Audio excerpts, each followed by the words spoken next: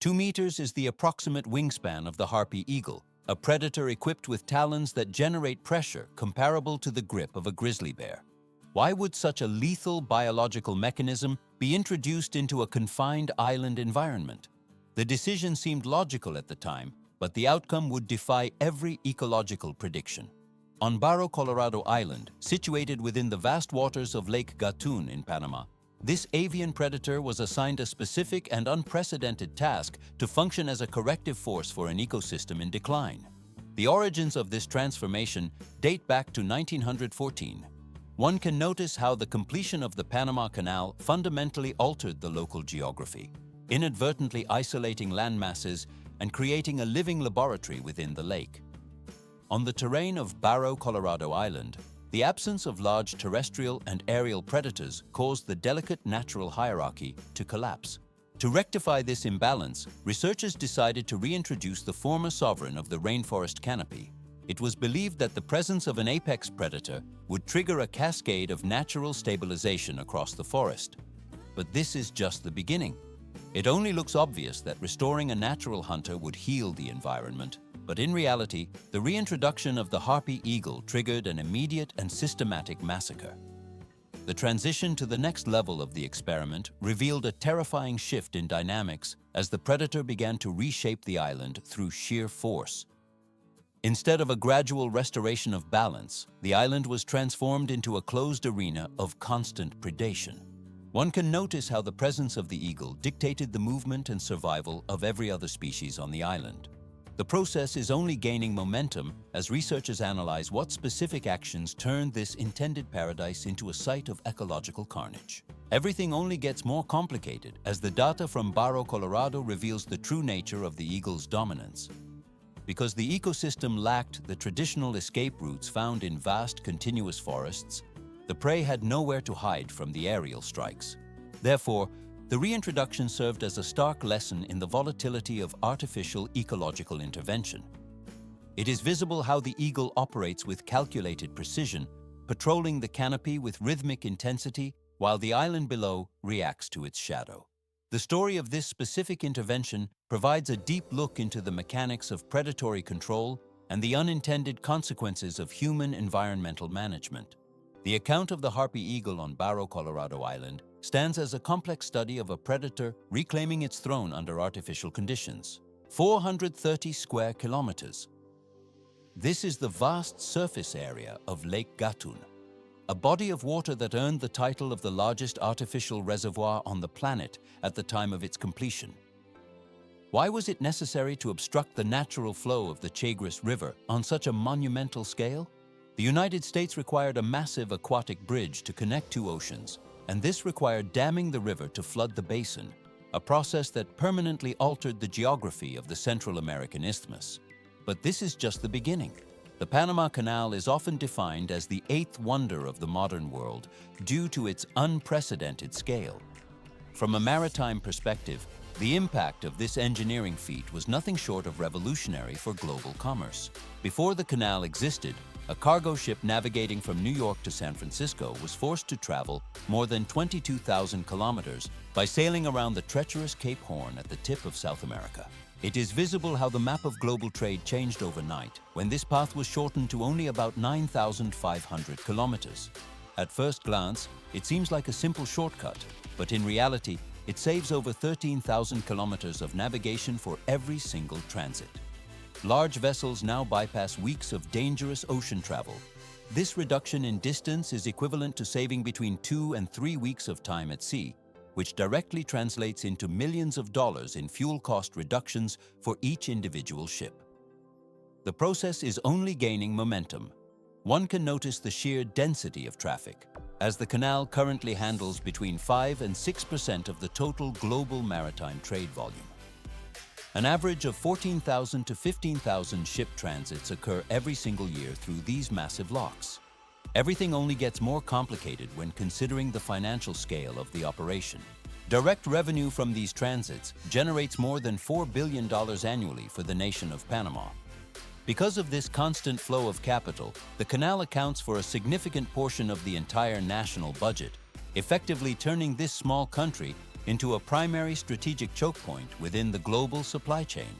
Maintaining such a colossal operation, however, comes at the cost of permanent and irreversible changes to the natural landscape of the region. The creation of Lake Gatun required the submerging of tens of thousands of hectares of dense tropical rainforest. One can notice how the rising waters transformed what was once a continuous, unbroken forest into a fragmented mosaic of isolated lake islands. The local ecosystem remains forever altered as the material of the landscape serves the needs of global transit. The transition to this industrial reality remains a cornerstone of modern logistics. 1,500 hectares is the total area of the landmass known as Barro Colorado Island, which emerged directly from the massive engineering operation of the Panama Canal. Why did this specific territory become an isolated landform? As the waters of the artificial Lake Gatun rose during the construction process, the highest remaining hills were transformed into islands, with Barro Colorado standing as the largest of them all. But this is just the beginning.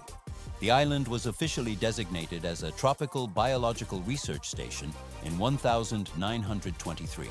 Scientific teams quickly transformed the site into one of the most intensively studied rainforest locations across the entire globe. On the surface, the environment of Barro Colorado appears to be a perfect industrial and ecological success story, characterized by an intact rainforest with dense vegetation and abundant wildlife. One can notice how the thick canopy stretches across the landscape, creating a living laboratory where nature seems to have been shielded from any direct human impact or interference. It only looks obvious that such isolation would benefit the local flora and fauna, but in reality, the lack of external pressure triggered an unforeseen internal transformation. Everything only gets more complicated as decades of data accumulate. The process of continuous observation lasted for more than 50 years before researchers arrived at a grim realization by the late 1970s. It seems simple to assume that a protected forest is a healthy one, but in this specific environment, safety became the enemy of evolution itself. When the pressure from top-tier predators disappeared due to the island's limited size and isolation, the fundamental rule of the survival of the fittest stalled. The equipment used for ecological monitoring recorded a stable exterior, yet the ecosystem was functioning like a biological zombie. The forest structure began changing from within because the most critical links in the food chain had been removed. It is visible how the vegetation continues to grow, yet the underlying biological mechanics have shifted away from their natural state. Without the constant threat of predation, certain species multiplied unchecked, while others dwindled, causing the entire system to lose its evolutionary momentum. The camera glides along the dense undergrowth, where the absence of large hunters has altered the behavior of every inhabitant. The transition to this state of stagnation occurred gradually as the island remained cut off from the mainland. From here, the transformation moved into a phase where the very nature of the rainforest began to diverge from its historical trajectory. The ecosystem remains under the constant watch of sensors and researchers, but the internal collapse of predatory cycles persists. Thus, the forest reaches a state that serves as a warning for biological conservation efforts elsewhere. This phase of the island's history concludes with a deeper understanding of how isolation impacts the genetic and structural integrity of a complex environment. 300 to 500% higher is the density of howler monkeys on Barro Colorado Island compared to the mainland forests of Panama. Why did these primate populations grow to such extreme numbers that they eventually exceeded the natural carrying capacity of the tropical rainforest? At first glance, the absence of natural enemies seemed like an ideal scenario for the white-faced capuchins and howler monkeys inhabiting the island. But this lack of predation removed the primary check on their growth, triggering a rapid and uncontrollable population explosion. The calls of the monkeys echo across the island ceaselessly. One can notice how these vocalizations have shifted in purpose, no longer acting as vital warnings against predators, but instead serving as a constant signal of absolute territorial dominance. Long-term ecological surveys indicate that in certain sectors of the island, the number of primates per square kilometer has reached levels that specialists define as a biological breaking point. The process is only gaining momentum. Troops of monkeys gradually expanded their foraging ranges to exploit every possible nutritional resource available in the canopy. it is visible how they consume everything from newly sprouting shoots and young leaves to the highest quality ripe fruit. This intensive foraging behavior has had a direct and measurable impact on the surrounding environment. Studies focused on forest regeneration at the site recorded a significant and sharp decline in the survival rate of young seedlings. But this is just the beginning. For specific shade-tolerant tree species, the data reveals a critical drop in saplings reaching maturity, with numbers falling by more than 70% when compared to mainland control groups. It only looks obvious that a dense population represents a thriving ecosystem, and initially, the sight of so many monkeys was interpreted as a triumph of local conservation efforts. In reality, the excessive density led to a rise in aggressive behavior and intense internal competition for the remaining resources. Everything only gets more complicated. A decline in genetic diversity began to manifest as the population remained isolated over extended periods without the influx of new genetic material. Scientists have observed that the current state of the primates is not indicative of a healthy ecosystem, but rather a biological population bubble. By the fundamental laws of nature, every bubble of this magnitude must eventually reach its limit and burst. The equilibrium of the island forest continues to shift as the imbalance between the primates and the vegetation deepens. 100 years of biological observation reached a critical turning point when researchers on Barro Colorado Island began to document a subtle yet persistent reduction in primate numbers. Why did these populations begin to fade in an environment that lacked natural predators? The initial data seemed to suggest a stable habitat, but a deeper analysis revealed that the internal biological structure was fracturing under the weight of its own success. This decline did not stem from external violence or visible conflict, but from a biological fatigue that slowly permeated the entire social group. One can notice how the lush greenery of the tropical canopy masks the structural instability growing within the ecosystem.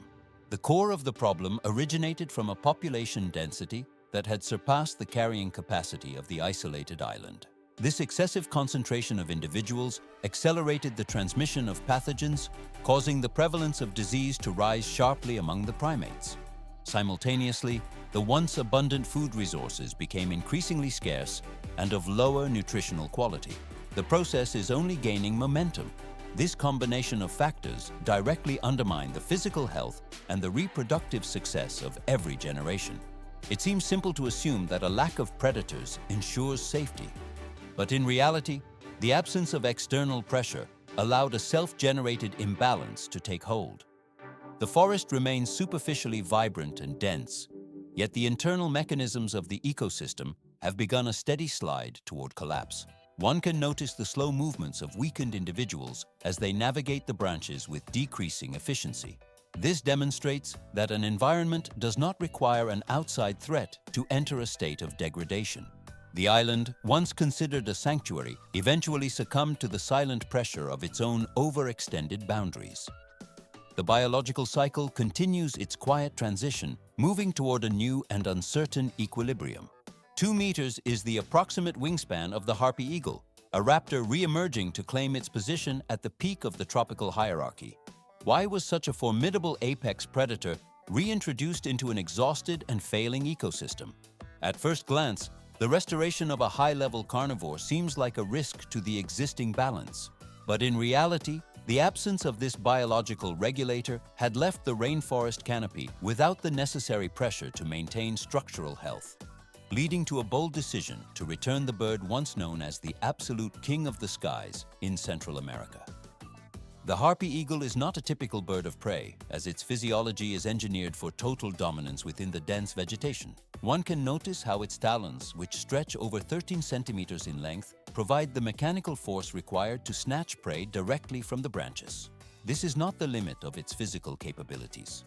The entire skeletal and muscular structure of the raptor is refined for a single function, allowing it to navigate and control the forest canopy where no other rival predator exists. The process of reintroduction is only gaining momentum. Upon the arrival of these eagles on Barro Colorado, the period of artificial safety for local prey species effectively ended.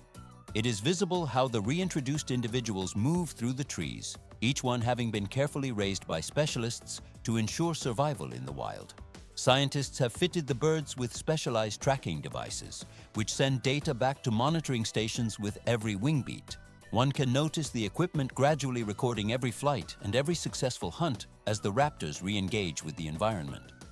Because the ecosystem had been deprived of its highest regulatory tier for such a long time, the data provides a unique view into how the forest stabilizes under the influence of a natural apex force.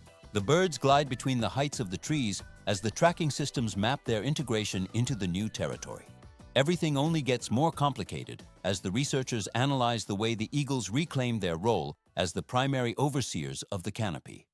The tracking sensors continue to transmit signals from the deep forest, confirming the predator's presence in its ancestral home. The material gathered from these observations ensures that the recovery of the biological chain remains under constant technical supervision. This phase of the environmental restoration continues as the eagles establish their new nesting grounds. 10,000 hectares of primary rainforest is the minimum territory required for a single breeding pair of harpy eagles to hunt, nest, and successfully rear their offspring. Why did such a dominant aerial predator vanish from its original range, necessitating its reintroduction through human intervention? This absence is explained by the systemic tragedy common to all apex predators. While it seems simple for a bird of such power to adapt, harpy eagles are physically incapable of surviving within small, fragmented patches of woodland. They rely exclusively on vast, uninterrupted tracts of intact tropical canopy to maintain their biological cycle. The process of decline gained momentum during the mid-20th century.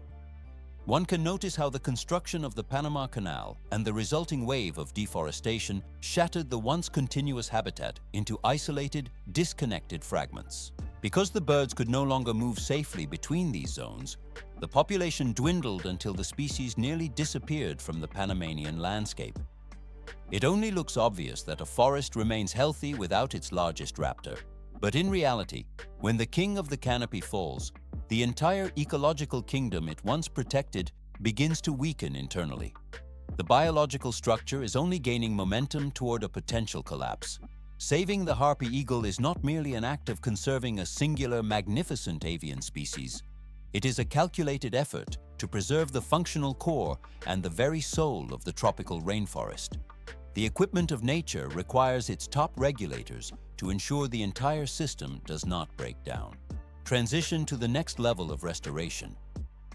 By returning these predators to their ancestral territories, researchers aim to stabilize the intricate web of life that depends on their presence. Thus, the work concludes this phase of stabilization, opening the road to the total recovery of the forest ecosystem. 130 centimeters is the span of the powerful wings that first cast shadows over the forest canopy of Barro Colorado. When the harpy eagles reappeared in these skies, a sudden and brutal confrontation unfolded between these apex predators and the primates who had served as the temporary rulers of the forest. Why did the howler monkeys, once the undisputed masters of the heights, fail to adapt to this new aerial threat? While these primates were accustomed to lounging atop the highest treetops to bask in the sunlight, they unknowingly transformed into almost perfect living targets for an enemy they could not see. Data recovered from sophisticated tracking devices revealed a terrifying technical reality for the resident monkey troops. Harpy eagles are professional killers operating with mechanical efficiency. They do not rely on noisy pursuit or prolonged aerial chases, but instead utilize the physics of a calculated ambush. A single eagle can remain completely motionless on a heavy branch for several consecutive hours, its razor-sharp eyes piercing through multiple layers of dense tropical foliage. One can notice how the raptor maintains absolute stillness until the precise moment of the strike occurs. But this is just the beginning of the tactical advantage. The hunting success rate for female harpy eagles reached nearly 50% during the early phase of the reintroduction program. Males exhibited a slightly lower but still formidable efficiency, successfully capturing prey in 35 to 40% of their attempts. Statistics confirm that on average, each individual raptor secures a kill every 3 to 5 days. It is visible how the predators selectively target specific biomass, with the prey consisting primarily of howler monkeys, white-faced capuchins, and slow-moving sloths. The process is only gaining momentum as the eagles integrate into the ecosystem. Each strike is executed with a sudden acceleration that leaves the primates no time for a defensive response. The equipment used to monitor these interactions shows that the eagles navigate the tight spaces between branches with millimeter precision. At first glance, the forest appears peaceful, but in reality, the presence of the eagles has fundamentally altered the behavior of every primate troop in the region. The biological data suggests that the local food chain is rapidly stabilizing under this new pressure. The raptors continue their patrols, ensuring that the population of herbivores remains within the technical limits of the environment. From here, the transformation of the Barro Wilderness moves to the next phase of ecological balancing. 100% of the observed primate population underwent a behavioral transformation that fundamentally restructured the forest ecosystem. The primary shift was not documented in the total count of animals killed, but in the radical change in the daily actions of the surviving individuals. Fear, as a primal survival mechanism, re-emerged with immediate physical consequences for the environment. Why did the monkeys abandon the highest layers of the canopy where resources were most abundant? At first glance, the move seems disadvantageous because sunlight and fresh leaves are concentrated in the forest roof. But in reality, the presence of the Harpy Eagle made the exposed heights a lethal zone, forcing the troops to seek safety elsewhere. The monkeys retreated to the lower levels of the forest, where the density of the foliage becomes an impenetrable barrier for the aerial predator. One can notice how the movement of the animals becomes deliberate and restricted as they navigate these shaded zones. Instead of the loud vocalizations typical of feeding groups, the troops became silent and increasingly vigilant of their surroundings. The camera glides along the vertical strata of the forest, showing how every shadow cast from above triggers an immediate response. Whenever a silhouette sweeps over the canopy, alarm calls resonate through the trees, and the entire group disappears into the thick cover within seconds. It is visible how the speed of their descent increases as they flee the open air. This shift is the physical manifestation of a trophic cascade, where the presence of a top predator dictates the movement of all species below it. The pressure on the upper canopy layers decreased significantly as the monkeys altered their feeding grounds. But this is just the beginning. Plant species that had suffered from overexploitation for decades finally gained a window for recovery. Seeds lying dormant on the forest floor began to germinate in the spaces once cleared by constant primate activity. Small birds and various insect species, which had previously been forced out of these niches by the monkeys, started to return to the upper branches. The process is only gaining momentum as the vegetation regrows. One can notice how the vertical structure of the forest begins to diversify once the dominant herbivores are displaced by the threat of predation. The fear instilled by the Harpy Eagle functioned as a technical regulator that reconnected the fragmented parts of the ecosystem. It forced every organism to return to its specific functional role within the biological chain. Thus, the presence of a single predator restored the balance of the entire habitat through the simple mechanism of behavioral suppression. 30 to 40% of individuals in certain howler monkey troops vanished within the first few months of the reintroduction. Why would the return of a native apex predator cause such immediate and violent biological shocks to the ecosystem of Barro Colorado? It seems simple to assume that a predator merely restores the natural order. But in reality, the island had been distorted for so long that the eagle acted like cold water poured into an overheated glass bowl. The rainforest did not immediately stabilize, but instead slipped into a volatile phase of ecological chaos where every established link began to fracture. One can notice how the Harpy Eagles specifically targeted mature adults who occupied central roles in the complex social structures of the primate groups. The loss of these key individuals triggered a secondary crisis that extended far beyond the monkey populations themselves. It gets more complex further on. Scientists recorded that the decline of the primates directly disrupted the seed dispersal mechanisms for numerous plant species that depend almost entirely on monkeys for their reproduction. Without the movement of these large mammals through the canopy, the forest floor saw a marked decrease in the planting of new growth. Small animals that had previously thrived under the indirect protection of dense monkey groups suddenly found themselves exposed and vulnerable. These species became secondary targets for the eagles, who expanded their hunting patterns across the shifting landscape. Everything only gets more complicated as the predator-prey dynamics continue to fluctuate without reaching a steady state. It is visible how the entire ecosystem struggles to recalibrate after such a long period of predatory absence. The process is only gaining momentum as the biological feedback loops continue to reshape the environment. This period of transition marks a difficult shift in the island's natural history. Thus, the rainforest enters a new and unpredictable stage of transformation. 100% of the Harpy Eagle reintroduction efforts on Barro Colorado eventually reached a mandatory suspension phase. Why was such an ambitious ecological initiative halted despite its clear initial successes?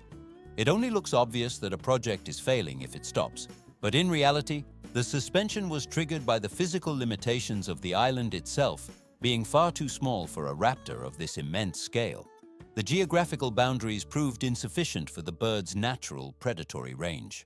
One can notice how the eagles began soaring far beyond the designated perimeters of the island, frequently venturing into nearby human settlements. This movement pattern created an immediate and unacceptable danger, as the birds faced the high probability of being shot by local residents. It is visible how the apex predators struggled to remain within the confines of the fragmented territory. The process of monitoring these movements only gained momentum as the risks intensified. Scientists gradually calculated that maintaining a stable and healthy population within such a restricted area was genetically unviable over a long-term duration. Although the Harpy Eagle performed its function as an ecological police force with remarkable efficiency, the data proved that humans cannot simply release a species into a large cage and expect the environment to heal through isolation. But this is just the beginning of the lessons learned. The experiment concluded with a high degree of professional regret, yet it simultaneously yielded a massive trove of invaluable scientific insights. Conservation is not merely the act of preserving the physical remnants of a species, it requires the protection of the entire web of complex relationships within an ecosystem. One can notice how the true value of these biological connections is often only fully recognized once the links have completely disappeared. The project demonstrated that the restoration of an apex predator is a delicate balance of space and safety. The research material collected now transitions into a calm stage of analysis for future reintroduction strategies. Thus ends one of the key stages of the Harpy Eagle study, providing a foundation for larger-scale conservation efforts elsewhere. 100% of the circumstances surrounding the biological experiment at Barro Colorado represent a singular data point in a much broader global pattern of environmental intervention. It is far from an isolated occurrence, serving instead as one specific instance among dozens of recorded attempts to mechanically recalibrate ecosystems that have deviated from their natural trajectories due to anthropogenic pressures. Why do identical methods of restoration produce such wildly divergent consequences across different geographical zones? The answer to this fundamental question remains hidden within the structural complexities of the landscape itself. The reintroduction of gray wolves into Yellowstone National Park during the mid-1990s stands as the most prominent counterpoint to the failures seen elsewhere. Within this vast territory, the return of the apex predator transformed from a local management decision into a worldwide emblem of triumphant ecological recovery. It is visible how the presence of the wolves initiated a cascade of environmental stabilization that resonated through every level of the food web. But this is just the beginning. The act of biological reintroduction was technically identical in both the Colorado site and the national park. Scientists in both locations transported a top-tier predator back into its former range with the singular technical objective of reinstating a trophic order that had previously been severed by human activity. One can notice that the intent and the physical execution of these two projects shared a nearly identical blueprint. Everything only gets more complicated when analyzing the long-term data. One biological system achieved a state of gradual rebalancing over several decades, while the other project reached a critical failure point that necessitated a complete cessation of the experiment. At first glance, the success or failure of such a project might seem to depend on the specific behavior of the animals involved, but in reality, the outcome was dictated entirely by the surrounding ecological framework. The process is only gaining momentum as researchers look deeper into the physical constraints of these environments. Yellowstone functions as an expansive open system characterized by high levels of connectivity and enough spatial volume for various species to navigate and adapt to new predatory pressures without immediate collapse. One can notice how the sheer scale of the territory provides a buffer against sudden shocks. The process does not end at this stage. Barro Colorado presents a sharp technical contrast because it is a small, geographically isolated island where biological changes are forced to occur at an accelerated and unsustainable velocity. It is visible how the lack of migratory corridors prevents the natural flow of species, leading to an inevitable breakdown of the experiment.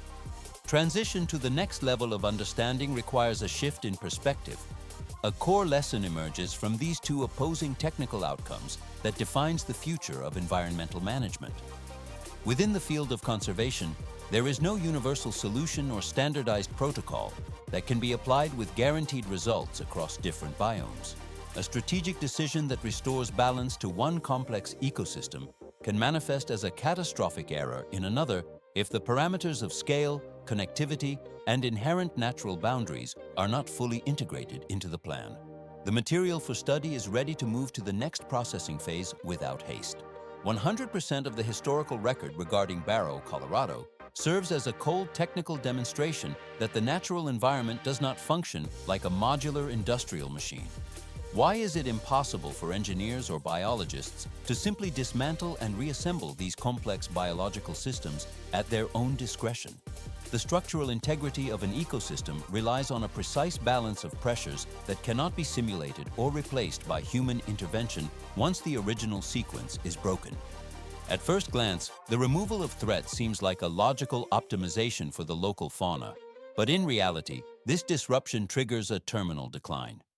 The process of ecological collapse is only gaining momentum when the predatory layer is removed. A safe island completely devoid of natural predators eventually transforms into a slow, silent death sentence for the entire local environment.